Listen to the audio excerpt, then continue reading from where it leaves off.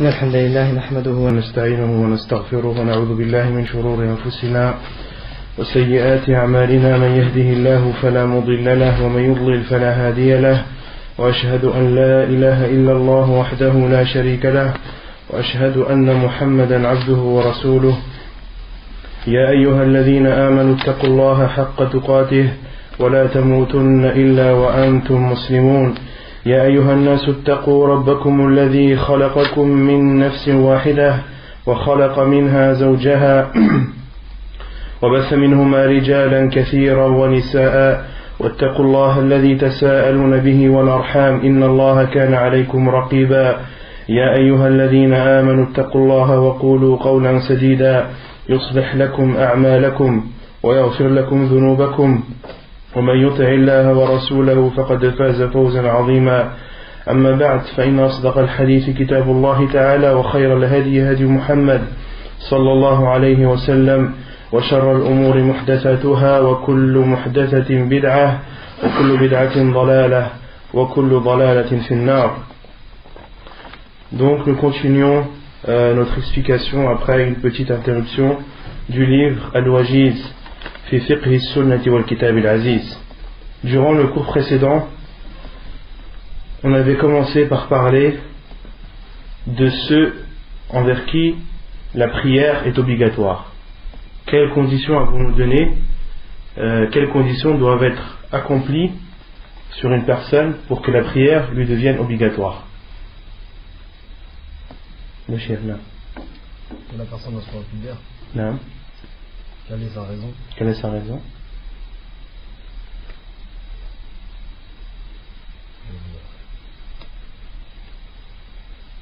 Qui connaît? Non. Ahsant. Donc les trois conditions, la première c'est que la personne doit être musulmane. La deuxième c'est qu'elle doit avoir la raison, elle ne doit pas être folle.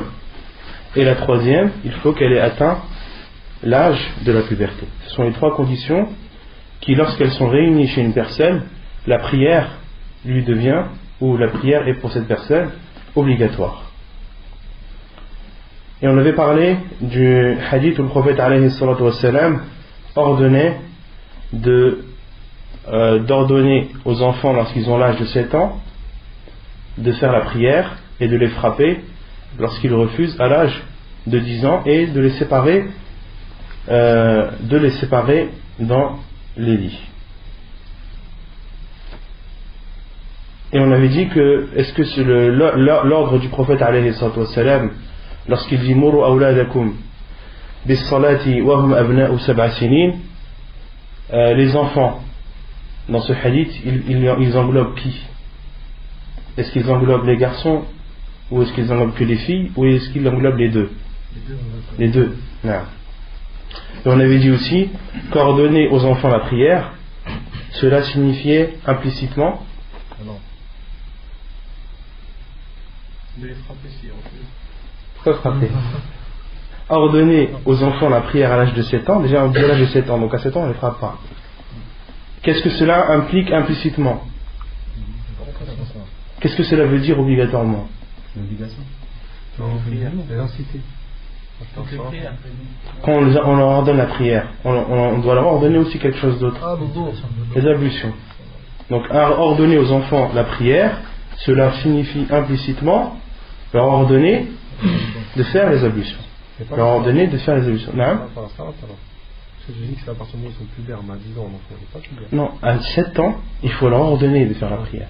Et ça, on avait dit que les savants ont dit que cet ordre est une obligation. C'est une obligation pour le père et la mère d'ordonner à leur enfant de faire la prière à l'âge de 7 ans. Même si cette prière pour cet enfant n'est pas obligatoire. Mais pour toi, en tant que tuteur de l'enfant, en tant que parent, il t'est obligatoire. Le prophète t'a ordonné d'ordonner à ton enfant de faire la prière à l'âge de 7 ans. Pour qu'il commence à s'y habituer et à se familiariser avec cette prière. D'accord? Mais c'est vrai, cette prière n'est pas obligatoire pour cet enfant. Même à l'âge de 10 ans, s'il n'a pas atteint l'âge de la puberté à l'âge de 10 ans. Et frapper, qu'est-ce qu'on avait dit dans frapper? Déjà le frapper au visage, non, c'est interdit dans tous les cas. Et c'est tapoter, c'est frapper pour effrayer, pour intimider l'enfant. D'accord? Et on avait dit aussi que certains savants ont dit il y a des cas où les enfants, le fait de les frapper ne convient pas. Il faut que le fait de les tapoter, de les frapper doucement ait un bénéfice. Il faut qu'il y ait une amélioration du cas de l'enfant et pas. Il ne faut pas que son cas devienne de plus en plus critique. D'accord? Ensuite, on va parler des horaires de la prière. Mawaqit as-salat. Vous avez dit qu'il allait faire des recherches pour savoir c'est qui le pubère. Quand est-ce qu'on peut savoir que la personne est pubère? Wallah, akhi, qaddara ma shafa'at. J'ai carrément oublié de faire cette recherche sur l'al-baligh. Inch'Allah, note-le sur. Je l'avais noté à la kulli hal. Tu l'avais noté? Inch'Allah, la semaine prochaine, je vous donnerai la réponse sur cela.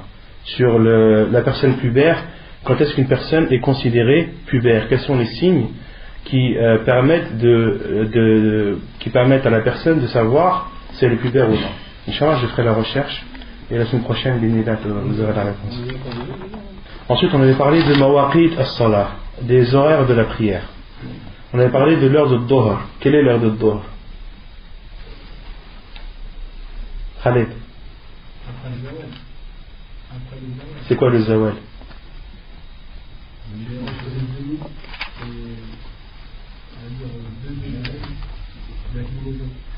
C'est après le zénith, on distingue les jours, on les garde qui veut, la restante du zawal, à partir de là ça commence. Donc le zawal, c'est lorsque le soleil se décline du son zénith, lorsqu'il a atteint le milieu du ciel, lorsqu'il n'y a plus d'ombre et que le soleil commence à redescendre. À partir du moment où il commence à redescendre et qu'une ombre apparaît ne serait-ce que de quelques millimètres, là l'heure de Dhuhr entre. Et donc ça c'est l'heure du début et l'heure de la fin. On va finir avec Khalid. C'est quoi l'heure de la fin de Dhuhr? Et c'est quoi l'heure du début de l'Asr?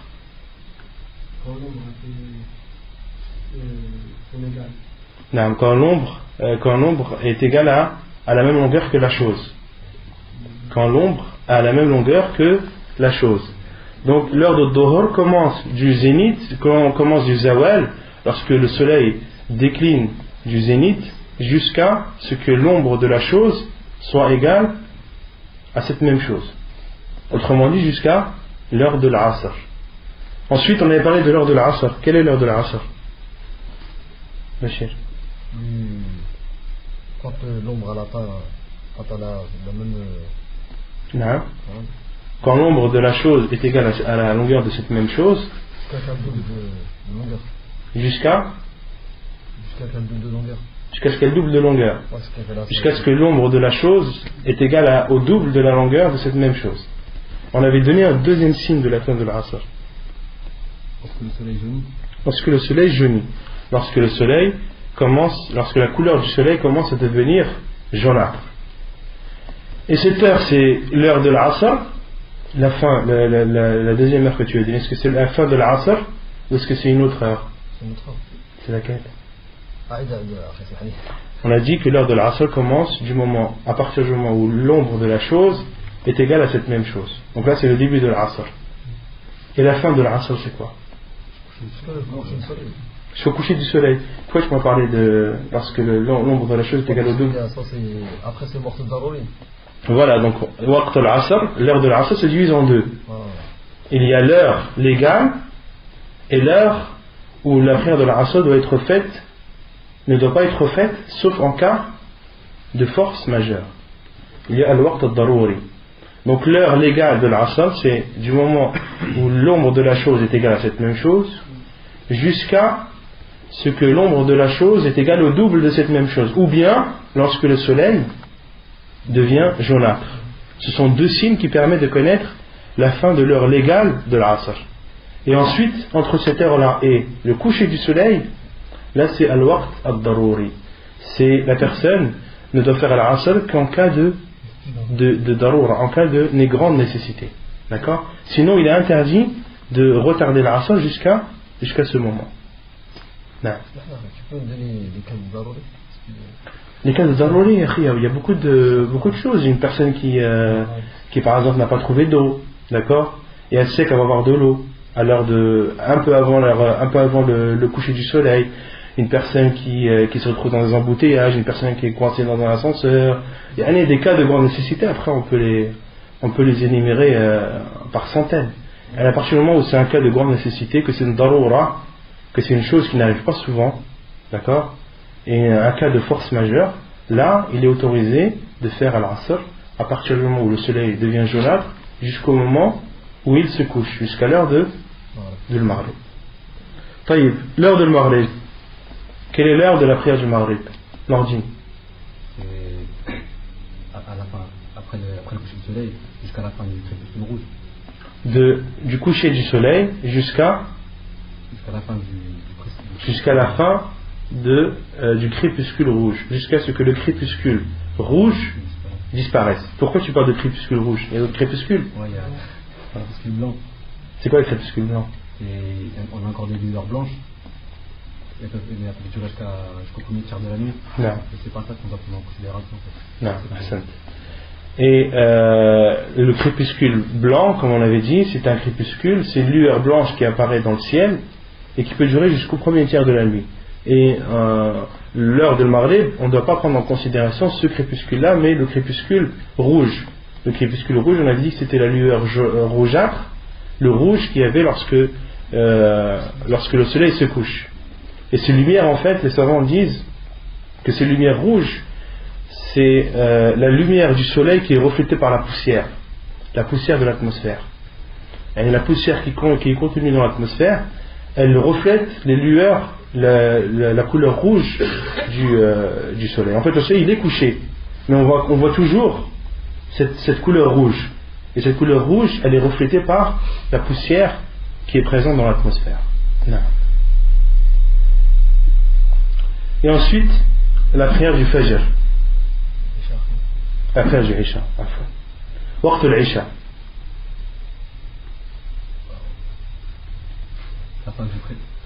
Qui connaît l'heure de l'Aïcha à part Nordine et Bachir? Personne? Ça va. Ça commence après le Maghrib et se termine à la moitié de la nuit. Jusqu'à la moitié de la nuit. Donc l'heure de l'Aïcha commence de la disparition du crépuscule rouge jusqu'à la moitié de la nuit. Et là, nasf al-layl. Naam. Waqt al-fajr. J'ai une question à faire. Naam. Comment tu peux calculer nasf al-layl? Comment tu sais que c'est nasf al-layl? Nasf al-layl, on avait déjà expliqué comment calculer. On n'avait pas expliqué? On avait dit que c'était l'heure du Maghrib, l'heure du coucher du soleil, jusqu'à l'heure du Fajr. Donc on calcule le laps de temps qu'il y a entre l'heure du Maghrib et l'heure du Fajr. Et on divise en deux. Et ensuite, ce temps que tu as divisé en deux, soit tu l'ajoutes à l'heure du Maghrib, ou soit tu le soustrais à l'heure du Fajr. Tu arriveras toujours à la moitié de la nuit. Donc supposons que le Maghrib, il est à 7h, il est à 19h, et que le Fajr il est à 7h. Ça fait combien? 12 heures. La moitié de 12 heures, c'est combien? 6 heures. Donc tu rajoutes 6 à 7. Ça fait combien? Ça fait 1h du matin. Tu soustrais 6 à 7. Ça fait 1 heure. Donc la moitié de la nuit, dans ce cas-là, elle est à 1h du matin. Et ainsi de suite. Et en général, en règle générale, pour nous ici en France, pendant les heures d'hiver, en général, la moitié de la nuit, c'est minuit à peu près. Et en heure d'été, c'est 1 heure. D'accord? Parce qu'il y a à peu près la même... l'heure du Maghrib et l'heure du Fajr se décalent à peu près de la même façon, ici en France. Donc on se retrouve avec la moitié de la nuit qui est à peu près toujours à la même heure. Mais à la kulli hal, la personne doit, si elle doit retarder l'Aïcha jusqu'à la moitié de la nuit, elle doit faire son calcul pour être sûre et pour calculer la moitié de la nuit avec précision. Taïb, waqt al-fajr. Non. Ça commence quand on voit la lueur blanche qui est horizontale. Aïwa. Jusqu'au lever du soleil. Quand le soleil il a... Quand on voit le soleil. Non. Donc on avait dit c'est de l'apparition de l'eau. Et pourquoi tu parles d'horizontale? Pourquoi tu parles de lueur horizontale? Parce qu'il y a une qui est verticale. Ça c'est la fausse. Donc on a dit al-fajr, il y a deux fajr. Il y a al-fajr al-sadiq et al-fajr al-kadhib. Al-fajr al-sadiq, On a dit que c'était la lueur blanche qui apparaît à l'horizon, l'aube, d'accord, et qui couvre tout l'horizon. C'est un trait horizontal qui couvre tout l'horizon. Et on avait dit que Al-Fajr al-Sadiq, la véritable aube, n'est pas suivie de ténèbres. La véritable aube n'est pas suivie de ténèbres.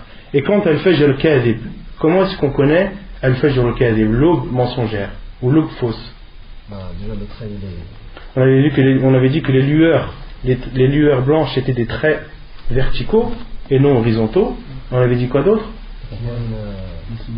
Voilà, et qu'ensuite ces lueurs sont suivies des ténèbres. Et ça c'est Al-Fajr al-Kadhib. Ou Al-Fajr al-Kadhib la yu'tamadu alayh. Al-Fajr al-Kadhib, l'aube mensongère, ne doit pas être prise en considération. Mais Al-Fajr al-Sadiq, qui est cette lueur blanche qui, comme Allah subhanahu wa ta'ala dit, hatta yatabayyana lakum al-khaytu al-abyadu min al-khayti al-aswadi min al-fajr. Et on voit ce trait blanc dans les ténèbres, dans le noir, qui couvre l'horizon et qui n'est pas suivi de ténèbres. C'est-à-dire que à partir du moment où cette lueur apparaît, elle ne disparaît plus jusqu'au lever du soleil. Donc ça c'est Al-Fajr al-Sadiq. Et la fin de l'heure de Fajr, quelle est-elle? Jusqu'à ce que le soleil jusqu'à ce que le soleil se lève, jusqu'au lever du soleil. Donc ça c'est l'heure del Fajr. Donc c'est bon pour les horaires des prières? Non. Pour la prière d'Aïcha, est-ce qu'il y a un moment qui est recommandé? On a dit que le mieux c'est de la retarder. On va le dire après, on va citer ça inshallah. طيب قال المؤلف الصلاة الوسطى ما هي؟ قال تعالى حافظوا على الصلوات والصلاة الوسطى وقوموا لله قانتين.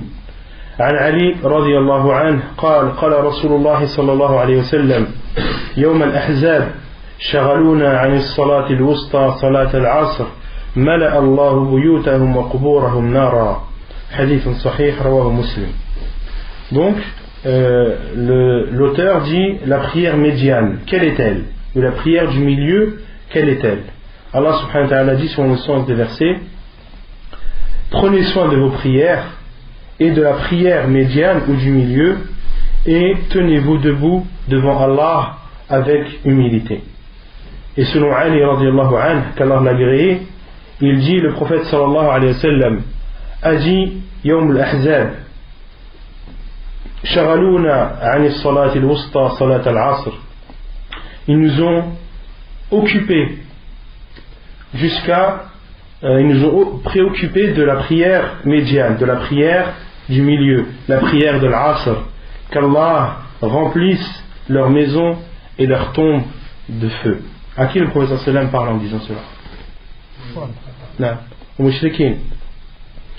Et dans ce hadith, le prophète a dit Shaghaluna ani salat al-wusta salat al-asr. Ils nous ont occupés pendant la prière de l'asr, la prière de médiane du milieu, la prière de l'asr. Et le prophète était occupé à combattre les mushrikines à tel point qu'il n'avait pas eu le temps de faire la prière de l'asr, la prière médiane, la prière de l'asr. Yawm al-Ahzab, qui connaît Yawm al-Ahzab? Qu'est-ce que c'est Yawm al-Ahzab? Le jour des coalisés. Et il y a un autre nom.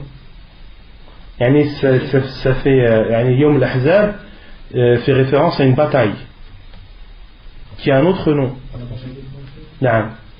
En arabe c'est comment? Le Khandaq. Ghazwat al-Khandaq. Qui connaît comment s'est déroulée cette bataille de Khandaq? La tranchée. Yawm al-Khandaq, la bataille de Khandaq a eu lieu après la bataille de Uhud. Lorsque les musulmans ont été battus par les mouchriquines Yawm Uhud, le jour de la bataille de Uhud, car les archers du prophète ﷺ lui ont désobéi. Le prophète ﷺ leur avait ordonné de rester à leur poste et de ne pas y bouger. Et lorsqu'ils ont vu que les musulmans avaient pris le dessus sur les polythéistes et qu'ils commençaient à se partager le butin, à prendre le butin et à se le partager, les archers du prophète ﷺ, ceux qui étaient postés sur un mont pour protéger les musulmans justement d'une quelconque attaque des mouchriquins, lorsqu'ils ont vu que la victoire était quasiment acquise, ils ont délaissé leur poste pour aller eux aussi prendre leur part de butin. Et c'est là que les mouchriquins ont attaqué les musulmans par derrière. Ils les ont attaqués par derrière. Et c'était la Ghazwat Uhud, la bataille de Uhud, 70 compagnons du prophète y ont perdu la vie, parmi eux Hamza radiyallahu anhu. Donc après cette défaite des musulmans, et les savants parlent beaucoup de cette défaite et disent que cette défaite a lieu car il y a eu une désobéissance du prophète alayhi salatu wassalam. Et la désobéissance au prophète alayhi salatu wassalam est toujours suivie de défaite. Et les musulmans, s'ils veulent connaître la victoire, s'ils veulent qu'Allah subhanahu wa ta'ala leur accorde la victoire, Allah subhanahu wa ta'ala ne l'accorde qu'à ceux qui lui obéissent et qui obéissent à son prophète alayhi salatu wassalam. Et en aucun cas Allah subhanahu wa ta'ala ne donne la victoire à des personnes qui lui désobéissent ou qui désobéissent au prophète alayhi salatu wassalam. Allah dit dans le Coran selon le sens: In tansurullaha yansurkum. Si vous donnez la victoire à Allah, Allah vous donnera la victoire. Et les savants ont dit: donner la victoire à Allah, Allah subhanahu wa ta'ala n'a besoin de personne. Il n'a pas besoin qu'on lui donne la victoire. Allah subhanahu wa ta'ala est au-dessus de tout. Il n'a besoin de rien, mais tout le monde a besoin de lui. Et les savants ont expliqué de donner la victoire à Allah, c'est-à-dire de mettre en pratique ses commandements et de délaisser ses interdits. De mettre en pratique ce que le prophète nous a ordonné de faire et de délaisser ce qu'il nous a interdit. Donc un musulman qui applique les commandements d'Allah et délaisse les interdits, il a donné victoire à Allah et Allah subhanahu wa ta'ala lui donnera victoire. Et Allah subhanahu wa ta'ala dit: In tansurullaha yansurkum. C'est une promesse d'Allah subhanahu wa ta'ala. Si vous donnez la victoire à Allah, Allah vous donnera la victoire. C'est-à-dire, Allah prend l'engagement et prend la promesse de vous donner la victoire. Donc, après cette défaite Yom Uhud, des juifs sont venus voir les mouchriquins Quraysh, après cette défaite des musulmans, et ont profité de cette faiblesse des musulmans et sont partis voir Quraysh pour les inciter à re-attaquer les musulmans. Et les juifs ont convaincu Quraysh, ont convaincu une autre tribu appelée Qatafan et d'autres tribus jusqu'à ce que le nombre de soldats ait atteint les 10 000 personnes. Et ils ont décidé d'attaquer le prophète alayhi salatu wassalam qui était à Médine. Lorsque le prophète alayhi salatu wassalam a appris cette nouvelle et que les mouchriquins se dirigeaient vers Médine pour re-attaquer les musulmans, le prophète alayhi salatu wassalam a consulté ses compagnons pour prendre 2 conseils. Comment réagir face à cette attaque des mouchriquins qui arrive par milliers. Et des compagnons, parmi eux Salman al-Farisi radiyallahu anhu, ont conseillé au prophète alayhi salam, ils ont dit de faire une tranchée autour de Médine, de faire une grande tranchée autour de Médine pour préserver cette ville et ensuite de se poster à chaque coin de cette ville pour empêcher les mouchriquins de rentrer dans Médine. Et c'est ce que le prophète ﷺ a ordonné à ses compagnons de faire. Ils ont creusé une tranchée tout autour de Médine, et beaucoup de hadiths du prophète ﷺ nous montrent les miracles du prophète ﷺ et la grande force qu'il avait, la grande force physique que le prophète ﷺ avait. Lorsque les compagnons anhum creusaient les tranchées et qu'ils étaient bloqués par des gros rochers, ils appelaient qui? Le prophète ﷺ, qui venait et d'un coup de main enlevait ces gros rochers qui ne pouvaient pas être déplacés par des dizaines et des dizaines de compagnons anhum. Et dans le fait de creuser la tranchée, il y a eu beaucoup de signes de la prophétie de notre prophète alayhi salatu wassalam. Ensuite, lorsque les mouchriquins sont approchés autour de Médine, ils sont restés 1 mois. Ils sont restés 1 mois autour de Médine sans ne pouvoir attaquer les musulmans ni pouvoir s'en approcher. Et parmi eux, Amr ibn Adou ibn Abdouad a dit: il y a dans cela une ruse que les Arabes ne connaissaient pas. Ils n'avaient jamais vu ce genre de ruse, de fait de creuser une tranchée, parce que c'était tous des cavaliers. Et les chevaux ne peuvent pas traverser de longues tranchées. Et lorsqu'ils ont vu cette tranchée, ils ont dit c'est une ruse que les Arabes n'ont jamais connue auparavant. C'est quelque chose de nouveau ça. C'est quoi cette nouvelle tactique, cette nouvelle stratégie? Et justement, ce Amr ibn Abdouad avait trouvé une petite faille dans la tranchée et a voulu la traverser avec certains de ses hommes, et Ali radiallahu anhu s'est empressé pour aller à son encontre et l'a tué d'un coup d'épée radiallahu anhu. Et cela a fait beaucoup de mal aux mouchriquins, car Amr ibn Abdouad était un grand combattant des mouchriquins. Et le fait que Ali radiallahu anhu l'ait tué a fait beaucoup de mal à ces mouchriquins. Et ainsi de suite, le prophète alayhi salatu wassalam, une des mouchriquines est venue au prophète alayhi salatu wassalam pour proclamer son islam. Il s'est converti à l'islam et a demandé au prophète alayhi salatu wassalam, dis-moi ce que je peux faire pour toi et je le ferai. Et le prophète alayhi salatu wassalam lui a dit, tu es seul, la seule chose que tu peux faire c'est de retourner vers ces mouchriquines et de semer la zizanie entre eux. Et c'est ce qu'il a fait radiallahu anhu. Il a semé la zizanie, il est parti vers Quraysh et leur a dit que les juifs n'avaient pas l'intention de vous aider. Ainsi de suite, il est parti vers les juifs en disant que les Quraysh n'avaient pas l'intention de vous aider. Ils attendent que parmi vous des personnes meurent afin qu'ils voient comment est-ce que la bataille va avoir lieu, comment est-ce qu'elle va se passer, pour voir si réellement ils vont aider ou pas. Et en fin de compte, ils se sont tous désistés, chacun attendait l'autre, chacun attendait que l'autre attaque, jusqu'à ce qu'Allah subhanahu wa ta'ala a envoyé un vent qui a semé la zizanie dans leur cœur et qui a expulsé les mouchriquins des alentours de Médine. En résumé, c'est la bataille de Al-Khandaq. Donc, Yawm al-Ahzab, le prophète alayhi salam a dit, ils nous ont préoccupés sur la prière médiane, la prière de l'Asr, qu'Allah remplisse leurs maisons et leurs tombes de feu.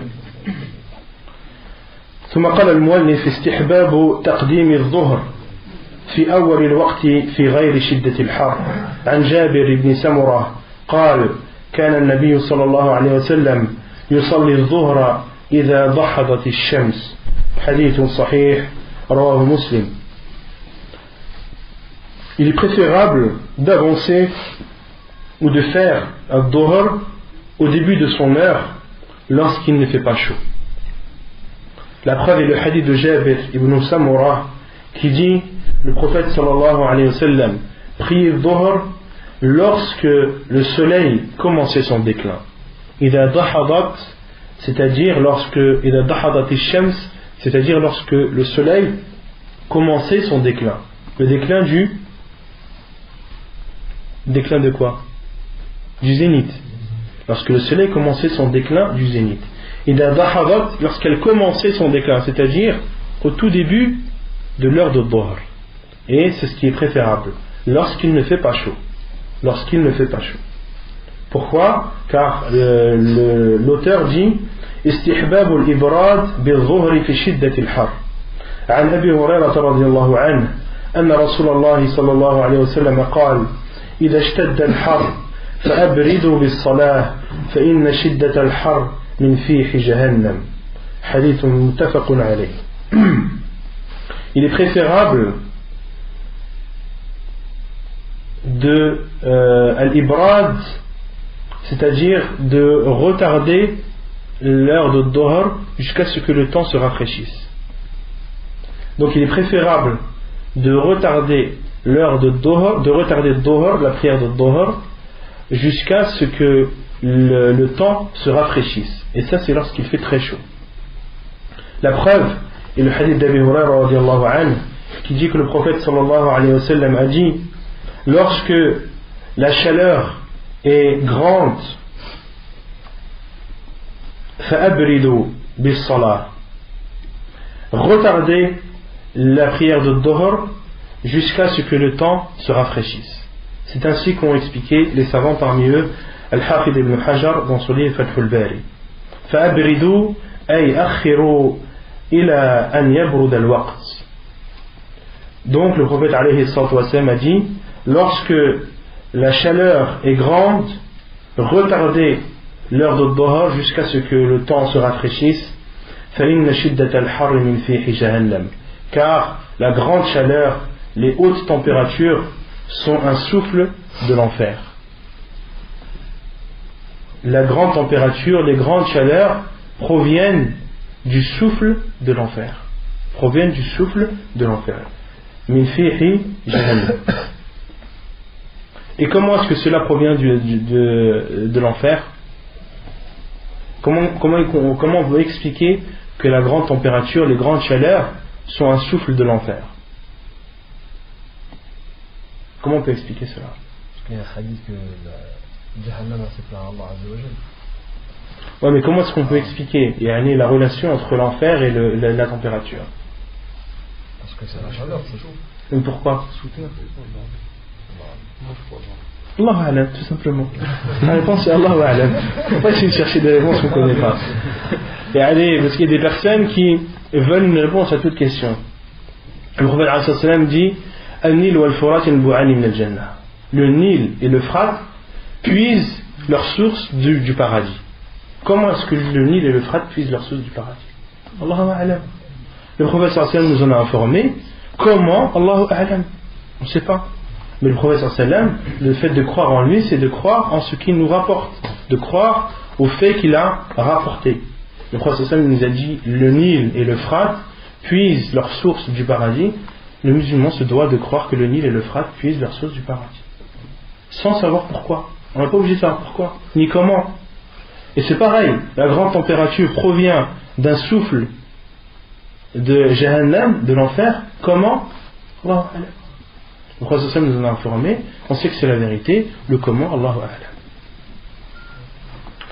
استحباب التبكير بالعصر عن أنس رضي الله عنه أن رسول الله صلى الله عليه وسلم كان يصلي العصر والشمس مرتفعة حية فيذهب الذاهب إلى العوالي فيأتي العوالي والشمس مرتفعة حديث صحيح متفق عليه. Il est préférable de faire al-Asr au début de son heure également. Il est préférable de faire al-Asr au début de son heure également. La preuve est le hadith de Anas radiyallahu anhu qui dit que le prophète sallallahu alayhi wa sallam priait al-Asr lorsque le soleil était élevé et vivant. Lorsque le soleil était élevé et vif, on va dire, c'est mieux que vivant. Lorsque le soleil était élevé et vif. Et une personne allait à l'awali, on va expliquer l'awali ce que c'est, et arrivé à l'awali, le soleil était encore élevé. Le soleil était encore élevé. Hadith rapporté par Al-Bukhari et Muslim. Donc dans ce hadith, Anas radiallahu anhu nous informe que le prophète sallallahu alayhi wa sallam priait à l'Asr lorsque le soleil était élevé, c'est-à-dire lorsque le soleil était encore, lorsque le soleil venait juste, et lorsque l'ombre de la chose était égale à la longueur de cette même chose, et que le soleil était encore haut dans le ciel, d'accord, et hayyatun, vif, c'est-à-dire que le soleil avait encore sa force, avait encore sa chaleur, avait encore sa couleur, d'accord, ne perdait pas en puissance. Donc le prophète alayhi salam faisait, autrement dit, le prophète alayhi salam faisait al-Asr au début de son heure. D'accord? Et quelle est la preuve qu'il faisait au début de son heure? La preuve c'est que Anas radiyallahu anhu nous dit une personne allait à l'awali. Al-Awali qui sont qui est une région autour de Médine, à la périphérie de Médine, que les savants comme Al-Hafid ibn Hajar ont dit qu'ils sont distants de Médine de 6 km, de 4 miles. 4 miles ça fait combien? C'est la réponse. 1 mile ça fait combien?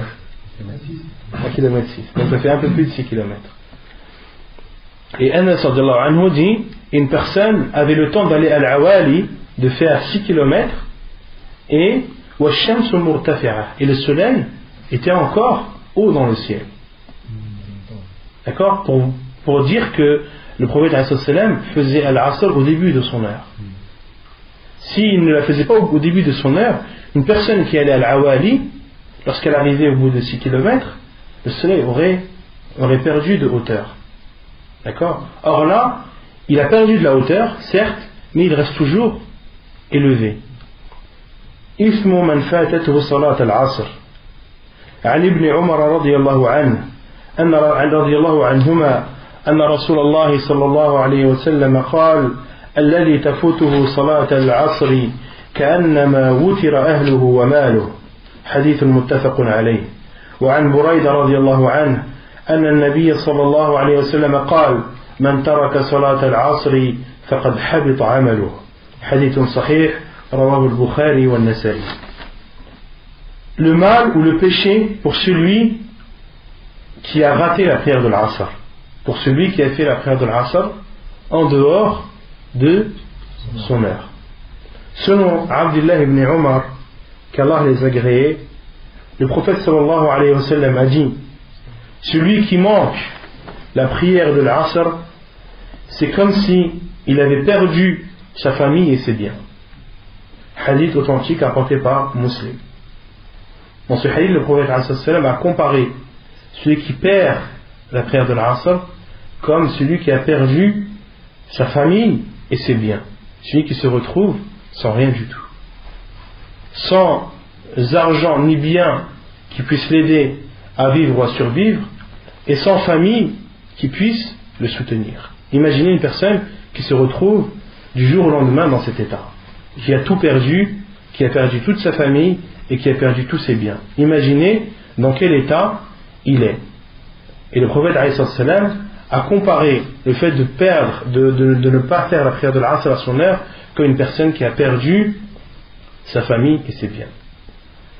Et certaines personnes, lorsqu'ils voient une personne qui a raté la prière de l'Asr, qu'est-ce qu'ils lui disent? Ils disent: cette personne, c'est comme si elle avait perdu sa famille et ses biens, donc on peut lui faire ses condoléances. On peut lui faire ses condoléances, on peut lui dire: mes condoléances pour ta famille que tu as perdue, etc. Et certaines personnes, qu'est-ce qu'ils font lorsqu'ils voient une personne qui a raté l'Asr? Ils disent: mes condoléances. Ils disent: mes condoléances. Et la personne qui a raté l'Asr, c'est vrai qu'elle mérite des condoléances, mais le fait de dire mes condoléances comme ça, ce n'est pas autorisé dans la religion, car il n'y a aucun hadith, aucune preuve qui autorise de dire à celui qui a perdu ou qui n'a pas fait la prière de l'Asr à son heure: toutes mes condoléances.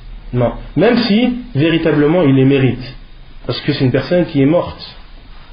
C'est une personne qui est morte, qui a un cœur, qui a atteint un niveau de foi qui est tellement faible qu'il en a délaissé une prière. Arriver à délaisser une prière, c'est quelque chose de très grave. Et ce qui montre aussi la gravité de cela, c'est l'autre hadith, le hadith de Burayda radiyallahu anhu, qui dit que le prophète sallallahu alayhi wa sallam a dit: celui qui délaisse la prière de l'Asr, ses actions sont suspendues. Celui qui délaisse la prière de l'Asr, ses actions sont suspendues. Hadith authentique apporté par Al-Bukhari et An-Nasai. Et certains savants disent que celui qui délaisse la prière de l'Asr volontairement, fahuwa kafir. Certains savants disent cela. Il est mécréant, pourquoi? Car ses actions sont suspendues. Faqad habita amaluhu. Et les actions qui sont suspendues, qu'est-ce qui suspend les actions? Elles sont bloquées. Ces actions ne sont plus acceptées. Faqad habita amaluhu. Justement, il y a plusieurs explications de ce hadith. Parmi les explications, c'est que ces actions ne sont plus acceptées. Qu'est-ce qui fait que la personne, que ces actions ne sont plus acceptées? C'est al-kufr, c'est la mécréance. Et Allah subhanahu wa ta'ala dit: si tu associes, si tu fais le polythéisme, alors tes actions sont suspendues, sont vaines. D'accord? Et certains savants ont dit: celui qui délaisse la prière de l'Asr, fahuwa kafir. Pourquoi? Car ses actions sont suspendues. Mais la plupart des savants, jumhur ulama, disent que le prophète alayhi salatu wassalam a voulu dire par cela, a voulu montrer la gravité de celui qui délaisse la prière de l'Asr. Et pour montrer vraiment la gravité de son acte et qu'il a fait une chose d'extrêmement grave. Et ça, c'est ce que la plupart des savants, jumhur ulama, ont donné comme preuve.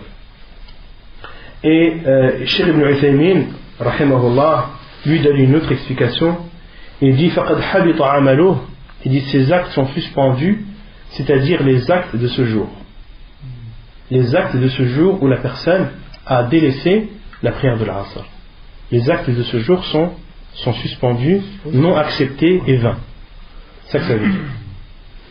Mais Jumhur ulama, et Inch'Allah c'est l'avis le plus sûr, c'est que le prophète a voulu dire par là al-zajr, a voulu montrer la gravité et a voulu montrer vraiment la gravité de celui qui délaisse la prière de l'Asr.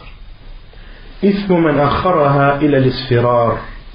عن أنس قال سمعت رسول الله صلى الله عليه وسلم يقول تلك صلاة المنافق يجلس يرقب الشمس حتى إذا كانت بين قرني الشيطان قام فنقرها أربعا لا يذكر الله إلا قليلا.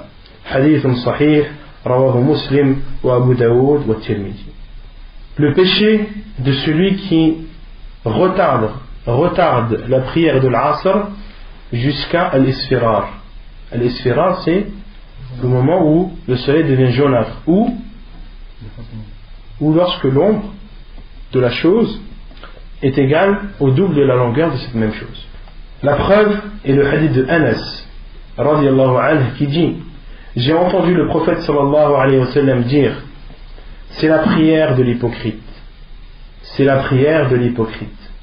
Il s'assoit et scrute le soleil. Il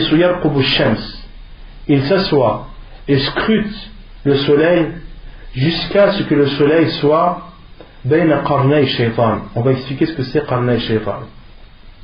Jusqu'à ce que le soleil soit entre les deux extrémités de la tête du diable. Il se lève, fanaqaraha. Naqaraha, c'est l'oiseau lorsqu'il picote la terre pour prendre des graines ou de la nourriture, et ça s'appelle un naqr. Et le prophète alayhi salam a comparé cette personne qui attend, qui scrute le soleil jusqu'à ce qu'il soit entre les deux extrémités de la tête du diable, c'est-à-dire jusqu'à ce qu'il s'approche du coucher, jusqu'à ce que le soleil s'apprête à se coucher, il se lève, fanaqaraha, et il picote la prière, si on peut dire comme ça, en ne se rappelant Allah que très peu. En ne se rappelant Allah que très peu. Et le prophète alayhi salam, les savants ont expliqué que le prophète sallam a comparé la prière de cette personne au picotement de l'oiseau par sa rapidité, la rapidité à laquelle il fait la prière, et surtout par la rapidité de ses prosternations. Il fait ses prosternations tellement vite que lorsqu'on le voit, on a l'impression que c'est un oiseau qui est en train de manger de la nourriture, qui est en train de piquer le sol avec son bec. Et le prophète a appelé cette prière salatul munafiq. C'est la prière de l'hypocrite. Et bayna qarnay shaytan, les savants ont donné plusieurs explications pour qarnay shaytan. Certains savants ont dit c'est la troupe du diable, lorsque le soleil est entre la troupe du diable. Et l'avis le plus sûr, et c'est ce que suit la plupart des savants, comme Al-Hafid ibn Hajar dans Fath al-Bari, c'est que lorsque le soleil s'approche du coucher, le diable se met en dessous. Le diable se met en dessous du soleil, et jusqu'à ce que le soleil se retrouve entre les deux extrémités, il se trouve au milieu et au-dessus de la tête du diable. Et les savants ont dit, car ceux qui adorent le feu se prosternent devant le soleil lors de son coucher et lors de son lever. Et Shaitan met le soleil au-dessus de sa tête pour sentir qu'il est fort, et que ces personnes, ces mouchriquines qui se prosternent au soleil, se prosternent devant lui, pour qu'il ait la sensation que ces mouchriquines se prosternent devant lui. Et c'est pour cela qu'il est interdit aux musulmans, parmi les heures où il est déconseillé de faire la prière, c'est au lever du soleil ou au coucher du soleil. Pourquoi? Car le soleil se lève et se couche entre les deux extrémités de la tête du diable. استحباب تعجيل المغرب وكراهة تأخيرها. عن عقبة بن عامر رضي الله عنه أن النبي صلى الله عليه وسلم قال: لا تزال أمتي بخير أو على الفطرة ما لم يؤخر المغرب حتى تشتبك النجوم. وعن سلمة بن الأكوع رضي الله عنه أن رسول الله صلى الله عليه وسلم كان يصلي المغرب إذا غربت الشمس وتوارت بالحجاب. متفق عليه.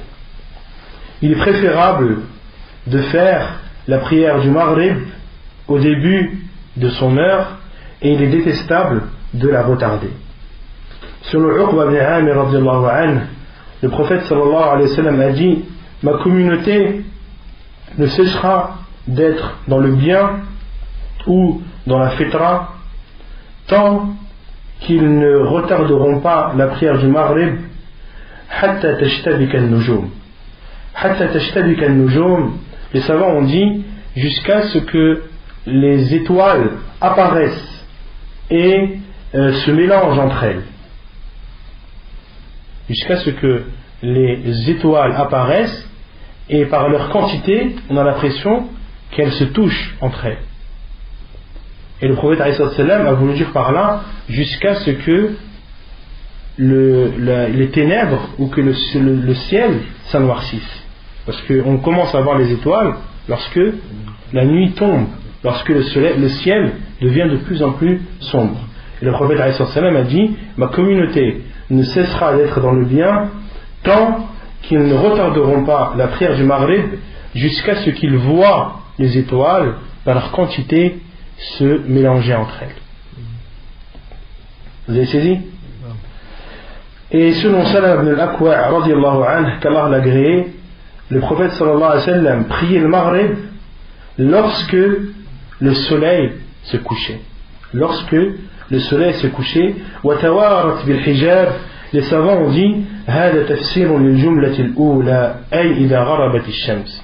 Le prophète sallallahu alayhi wa sallam a dit وتوارت بالحجاب, c'est-à-dire c'est un synonyme. Les savants ont dit c'est un synonyme, et le prophète sallallahu alayhi wa sallam avait voulu expliquer par cette deuxième partie de la phrase la première qui veut dire le coucher du soleil. Et dans ce hadith il y a un appui, un accent sur le fait que le prophète alayhi wa sallam priait le Maghrib juste après le coucher du soleil. D'où le fait qu'il est préférable d'accomplir cette prière au début de son heure. Donc on a vu qu'il était préférable de faire ad-Dhuhr au début de son heure, sauf en temps de grande chaleur, qu'il était préférable de faire al-Asr au début de son heure, qu'il était préférable de faire al-Maghrib au début de son heure, et ensuite le cheikh dit istihbabu ta'khir al-isha, rahmakallah, istihbabu ta'khir al-isha ma lam takun mashaqqa. عن عائشة رضي الله عنها قالت: أعتم النبي صلى الله عليه وسلم ذات ليلة حتى ذهب عامة الليل وحتى نام أهل المسجد ثم خرج فصلى فقال إنه لوقتها لولا أن أشق على أمتي. حديث صحيح رواه مسلم. Il est préférable de retarder la prière de l'Isha tant qu'il n'y a pas en cela une contrainte. La preuve est le hadith de Aïcha radhiyallahu anha qui dit que le prophète sallallahu alayhi wa sallam a'tama, c'est-à-dire akhara al-Isha, le prophète sallallahu alayhi wa sallam a retardé l'heure de l'Isha une nuit jusqu'à ce que une grande partie de la nuit est passée, au point que les gens qui attendaient à la mosquée se sont endormis. Puis le prophète alayhi salam est sorti et a dit: c'est son heure si ce n'était pas une contrainte pour ma communauté. C'est son heure, c'est-à-dire l'heure de l'Isha.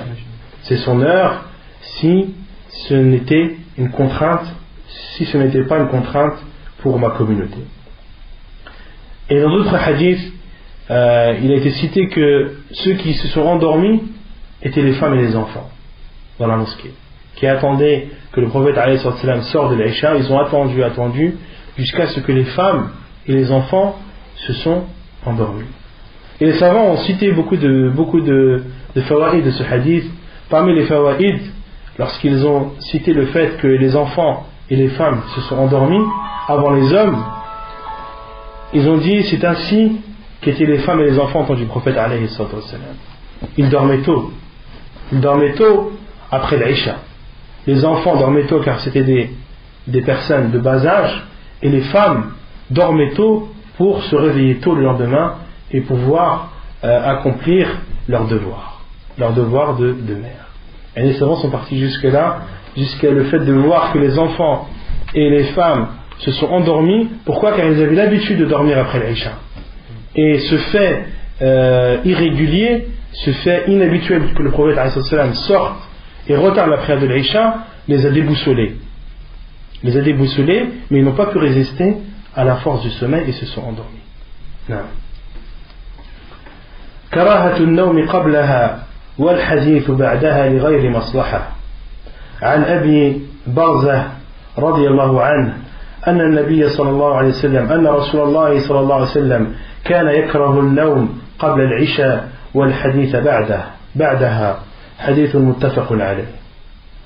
Il est détestable de dormir avant, c'est-à-dire avant l'Aïcha, et de parler après, sauf en cas de besoin. Selon Abi Barza radiallahu anhu, qu'Allah l'agréé, le prophète sallallahu alayhi wa sallam détestait dormir avant l'Aïcha et parler après. Le prophète sallallahu alayhi wa sallam détestait dormir avant l'Aïcha et parler après. Hadith authentique apporté par Al-Bukhari et Muslim. وعن أنس رضي الله عنه قال نظرنا النبي صلى الله عليه وسلم أي انتظرنا النبي صلى الله عليه وسلم ذات ليلة حتى كان شطر الليل يبلغه فجاء فصلى ثم خطبنا فقال ألا إن الناس قد صلوا ثم رقدوا وإنكم لم تزالوا في صلاة ما انتظرتم الصلاة حديث متفق عليه. Donc le premier hadith nous prouve que le prophète alayhi salam détestait dormir avant la prière de l'Aïcha, de même qu'il détestait parler après. On a dit sauf en cas de nécessité. Quelle est la preuve qu'il est autorisé de parler en cas de nécessité après la prière de l'Aïcha? La preuve est le hadith de Anas, qu'Allah l'a agréé, qui dit nous avons attendu le prophète sallallahu alayhi wa sallam une nuit jusqu'à ce que la moitié de la nuit jusqu'à ce que nous allions atteindre la moitié de la nuit, jusqu'à presque atteindre la moitié de la nuit. Faj'a, le prophète sallallahu alayhi wa sallam est venu et a prié à l'Aïcha, puis il nous a exhortés et a dit les gens ont prié et se sont endormis, et vous restez en prière tant que vous attendez la prière. Et vous êtes en prière, vous persévérez dans la prière tant que vous attendez la prière. Et le fait d'attendre la prière est une prière. وَإِنَّكُمْ لَمْ تَزَالُوا فِي الصَّلَاةِ, vous ne cessez d'être en prière tant que vous attendez la prière. Hadith authentique apporté par Al-Bukhari et Muslim. Et dans ce hadith, le prophète sallam a exhorté ses compagnons. Il les a exhortés quand? Après la prière. Car fasalla, le prophète sallam, lorsqu'il est venu, il a prié, puis thumma khatabana, puis il nous a exhortés. Donc la preuve qu'il est autorisé de parler après l'Aïcha pour celui qui en a le besoin et qui en éprouve la nécessité. On a ونكتفي بهذا القدر وصلى الله وسلم وبارك على نبينا محمد وعلى آله وصحبه أجمعين وآخر دعوانا أن الحمد لله رب العالمين.